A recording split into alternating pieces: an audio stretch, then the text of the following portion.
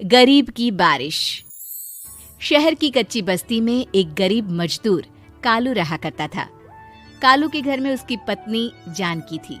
जानकी लोगों के घरों में झाड़ू पोछा करके कुछ पैसे कमा लेती थी और वहीं कालू किसी तरह मेहनत मजदूरी करके 2 वक्त की रोटी का जुगाड़ कर लेता था। कुछ दिनों से हो रही बारिश के कारण कालू की मजदूरी बंद हो गई थी।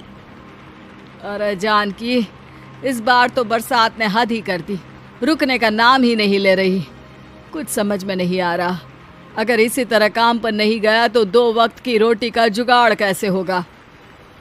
अरे तुम चिंता क्यों करते हो, बारिश का क्या है, 1 आध दिन में रुक जाएगी और उसके बाद में फिर से काम शुरू हो जाएगा। अरे 3 दिन तो हो गए, बरसात तो रुक ही नहीं रही है और आगे भी रुकने के कोई आसार नहीं दिख रहे। तो क्या हुआ, तुम्हारा काम बंद हुआ है ना। मैं तो अभी भी लोगों के घर झाड़ू पोछा करने जाती ही हूँ। मेरे पगार से कुछ दिन तो निकल ही जाएंगे। अरे घर का खर्चा तो हम किसी तरह चला लेंगे जानकी, लेकिन ये जो छत टपक रही है इसका क्या करेंगे। ये बात तो आपकी सही है। हमारी झोपड़ी अब काफी पुरानी हो चुकी है और इसके छप्पर में भी कई सारे छेद हो गए हैं। रात भर पानी टपकता रहता है। अरे मैं भी इसी बात से बहुत परेशान रहता हूँ। कहीं किसी दिन ज्यादा बारिश आ गई तो हमारी झोपड़ी टूटकर बिखर ना जाए। राम राम राम, ऐसी अशुभ बातें क्यों करते हो। अरे ऐसा कुछ नहीं होने वाला। ये झोपड़ी ही तो हमारा सब कुछ है। अगर यही नहीं रही तो हम जाएंगे कहाँ। ठीक है जानकी, जब तुम्हारी पगार मिल जाएगी तो कुछ पैसे बचाकर झोपड़ी के छप्पर की मरम्मत करवा लेंगे। शायद हमारी परेशानी कुछ कम हो जाए। ठीक है जी, अब ना ज्यादा परेशान मत हो। ये लो, खाना खा लो और सो जाओ। सुबह मुझे भी जल्दी काम पर जाना है। जानकी और कालू अपनी झोपड़ी में सो गए। रात को अचानक से बहुत तेज बारिश शुरू हो गई। धीरे धीरे बारिश का पानी कालू की बस्ती में भरने लगा। पानी भरते भरते झोपड़ी के बाहर तक पहुंच गया था। सुबह के वक्त जब कालू और जानकी सोकर उठे, हे भगवान, ये क्या हो गया। बारिश का पानी तो हमारे घरों तक पहुंच चुका है। अब मैं काम पर कैसे जाऊंगी। रहने दो जानकी, तुम आज काम पर मत जाओ। ऐसे पानी से निकल कर जाओगी और बीमार पड़ गई तो लेने के देने पड़ जाएंगे। लेकिन अगर नहीं गई तो मालकिन लोग नाराज हो जाएंगे। आप जानते हैं ना, बड़ी मुश्किल से 1 दिन की छुट्टी भी नहीं देती है। अरे लेकिन जानकी, झोपड़ी के बाहर तो पूरी बस्ती में पानी भरा है, तुम जाओगी कैसे। जानकी जैसे तैसे करके काम पर चली जाती है, लेकिन अगले दिन फिर से बहुत ज्यादा बारिश होती है और बस्ती में ज्यादा पानी भर जाता है। आज तो मैं तुम्हें किसी भी तरह काम पर नहीं जाने दूंगा। अरे अगर तुम्हें कुछ हो गया तो क्या होगा। ठीक है, तुम ठीक ही कहते हो। आज नहीं जाती। अगर मालकिन नाराज हो गई तो मना लूंगी किसी तरह। अरे मनाने वाली क्या बात है, जब तुम बताओगी कि हमारी झोपड़ी में पानी भर गया है तो वो खुद ही समझ जाएंगे ना। अगले 2 दिन तक तेज बारिश होने की वजह से जानकी, कालू और आसपास की बस्ती में रहने वाले सभी लोगों के घरों में पानी भर जाता है, जिसकी वजह से जानकी काम पर नहीं जा पाती। और 3 दिन के बाद जैसे ही जानकी काम पर पहुंचती है, कहाँ थी तुम? पिछले 3 दिनों से काम पर क्यों नहीं आई? मेम साहब, क्या बताऊं, इतनी ज्यादा बारिश हो रही थी, हमारी पूरी बस्ती में पानी भर गया है और उससे भी ज्यादा तो मेरी झोपड़ी के अंदर पानी भर गया। आप ही बताइए कैसे आती मैं। इसका मतलब ये हुआ कि बारिश होगी तो तुम काम पर नहीं आओगी। ना ना, मेरे कहने का ये मतलब नहीं था मेम साहब।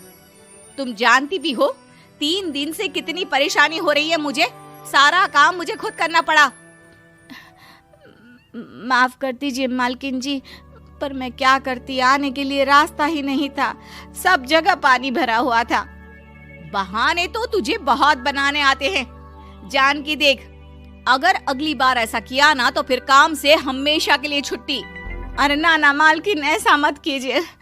बारिश की वजह से मेरे पति की मजदूरी भी छूट गई है। बड़ी मुश्किल से घर में 2 वक्त खाने की रोटी का जुगाड़ हो पाता है। आप मुझे काम से निकाल देंगे तो हम क्या खाएंगे। अगर इतनी ही चिंता है तो फिर रोजाना काम पर आया करो। चलो अब जल्दी से जाकर घर का सारा काम करो। बारिश रुकने का नाम ही नहीं ले रही थी। पूरे शहर में बाढ़ जैसे हालात बन गए थे। लेकिन नौकरी जाने के डर से जानकी किसी तरह रोज काम पर जाती थी। एक दिन जब जानकी काम करके अपने घर लौट आई तो अचानक उसकी बस्ती में कुछ लोगों का शोर सुनाई दिया। अरे लगता है बाहर कुछ हुआ है, मैं जाकर देखता हूँ। हाँ हाँ, पता तो कीजिए, ये बस्ती में लोग इतना शोर क्यों कर रहे हैं। बाहर जाकर कालू ने एक आदमी से पूछा। अरे क्या हुआ भाई, इतना शोर क्यों मचा रहा है? अरे क्या बताए भैया, अपनी बस्ती के बाहर एक पुल टूट गया है और वहाँ पर एक कार फंसी है। थोड़ी देर में अगर किसी ने नहीं बचाया ना तो वो कार पानी में बह जाएगी। हाँ? ये क्या कह रहे हो भैया, कार के अंदर कोई है क्या? हाँ, कोई औरत बैठी है, अकेली है, बहुत रो रही है बेचारी, मदद के लिए बुला रही है। अरे तो हमें जाकर उनकी मदद करनी चाहिए ना। अरे लेकिन इसमें बहुत खतरा है, हमें अपने आप को बचाना चाहिए। पानी कभी भी हमारी बस्ती की तरफ आ सकता है। अरे तुम्हें नहीं चलना तो मत चलो, लेकिन मैं तो जाकर उस औरत की मदद जरूर करूंगा। कालू उस जगह पर पहुंचता है जहां वो औरत कार में फंसी हुई थी। वहां पर पानी का बहाव बहुत तेज था और सारा पानी कालू की बस्ती की तरफ ही आ रहा था।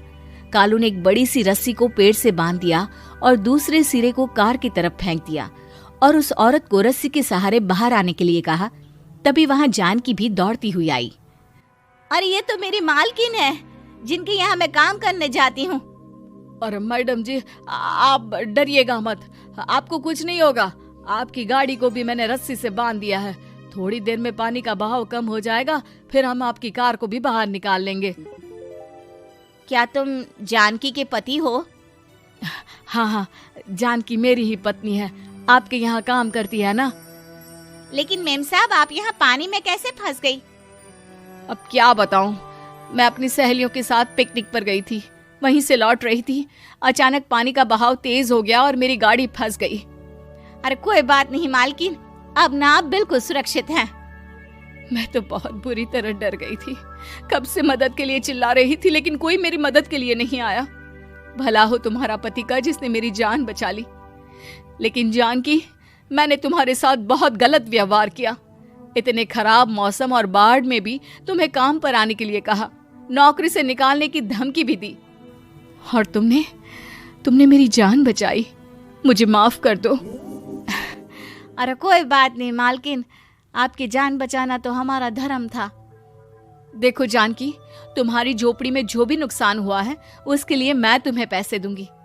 आज तुम्हारे पति ने मेरी जान बचाई है और आज के बाद मैं तुम्हें कभी भी नौकरी से निकालने की धमकी नहीं दूंगी। आज मैं तुम्हारी परेशानी को अच्छी तरह समझ चुकी हूँ। हम जैसे पैसे वाले लोगों के लिए अपने घर में बैठकर बारिश का मजा लेना बहुत आसान है, लेकिन तुम गरीब लोगों के लिए बाढ़ और बारिश काफी परेशानी खड़ी कर देते हैं। ये बात मुझे आज अच्छी तरह समझ आ गई है। आपका बहुत बहुत धन्यवाद मालकिन।